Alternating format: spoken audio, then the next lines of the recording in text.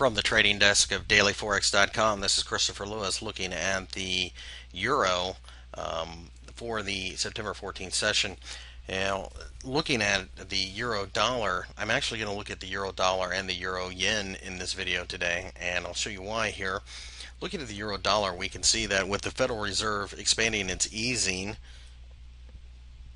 during the session, you can see that the euro got a boost against the dollar, and most currencies around the world did get that boost against the dollar.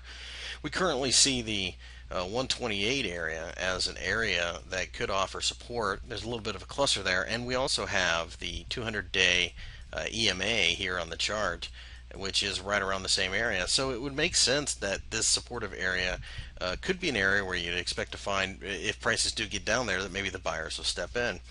Now, I'm not impressed with the euro dollar, and I'll show you why. Although I think this pair can go higher, and let me go ahead and get rid of this Fibonacci here.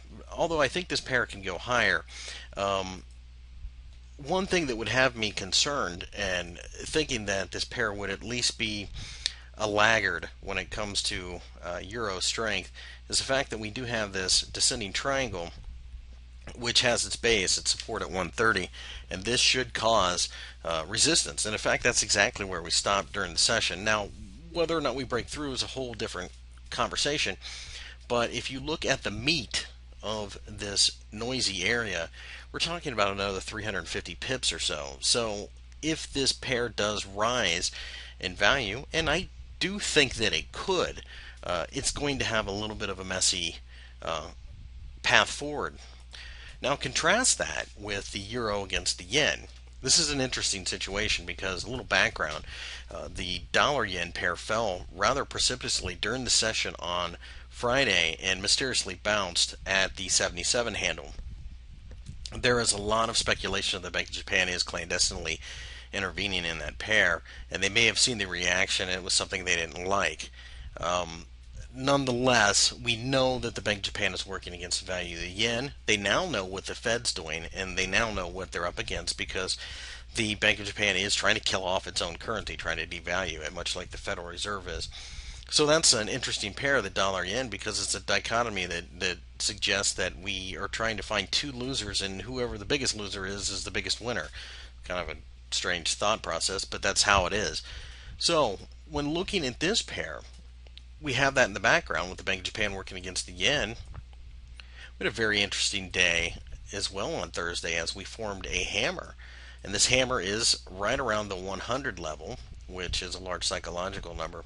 And then right here, right around 101 or so, we have the top of this area. And I would actually probably say something like 150 is really what I would be paying attention to, or 101.50 I should say. But what we have here is we have resistance. We have a lot of noise here, but we have a supportive candle. When a candle breaks to the downside, that's a hammer like this at the top of a rally, it's called a hanging man, and it's a very negative sign. But we do have quite a bit of support just underneath it as well. So even if that happens, I think it's a drift down lower. But what happens if we go higher? That's what's going to be interesting. As I zoom out on the weekly chart, you can see that there is, once we get past this area here, there's much less to contend with. It's not nearly as choppy. There isn't any clear-cut pattern working against it, and I believe actually that if we can go above that area, we really could accelerate to the upside in this pair. And this will be especially true if the Bank of Japan gets aggressive in working against the value of the yen. If they do something as extreme as intervene in the dollar-yen pair, for example, that will cause a sympathy move higher in this pair as well, as the yen loses value. So I think we have more potential, quite frankly, in the euro-yen, and we could even be looking, by the time it's all said and done, as high as 110. I mean, that's a pretty big move. Of course, there'll be pullbacks, and there'll be little areas where price will, kind of expect pullbacks and little bits of resistance and such. But it does look like we've got a lot more room in the euro-yen. So while everybody in the world is paying attention to the euro-dollar, this might be one of those situations where this pair quietly takes off. And what I've found through my experience is quite often that's the case. That there's a pair that everybody pays attention to, say the euro, dollar, and while that's going on, some other pair has quietly been very reliable. A lot of times you'll find that the hype really isn't where it should be. And looking at the bigger picture, a lot of times you'll find that there are setups like this.